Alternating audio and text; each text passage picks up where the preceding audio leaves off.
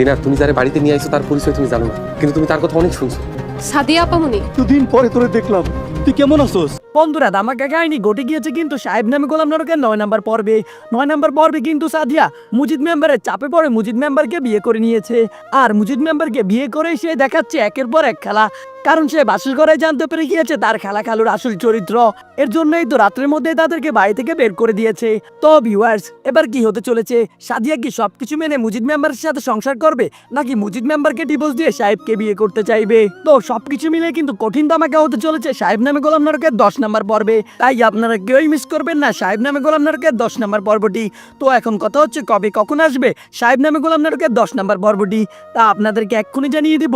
জানিয়ে দেওয়ার আগে আপনাদের কাছে ছোট্ট একটি রিকোয়েস্ট, আপনারা যারা এখনো আমাদের এই চ্যানেলটি সাবস্ক্রাইব করেননি তারা দ্রুত আমাদের চ্যানেলটি সাবস্ক্রাইব করে পাশে থাকা বেল আইকনটি বাজিয়ে রাখুন।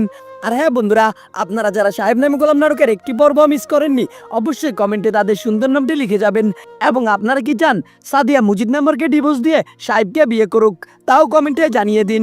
আর হ্যাঁ বন্ধুরা, আপনারা সাহেব নামে গোলাম নারকের 10 নম্বর এপিসোডটি আগামী শুক্রবার দুপুর 3:30টার সময় ইগল ইসলামিক নাটক ইউটিউব চ্যানেলে দেখতে পারবেন।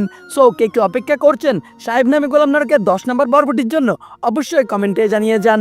আজকের মতো এখানে বিদায়, দেখা হচ্ছে নতুন একটি ভিডিওতে। সে পর্যন্ত ভালো থাকুন, সুস্থ থাকুন, আল্লাহ হাফেজ।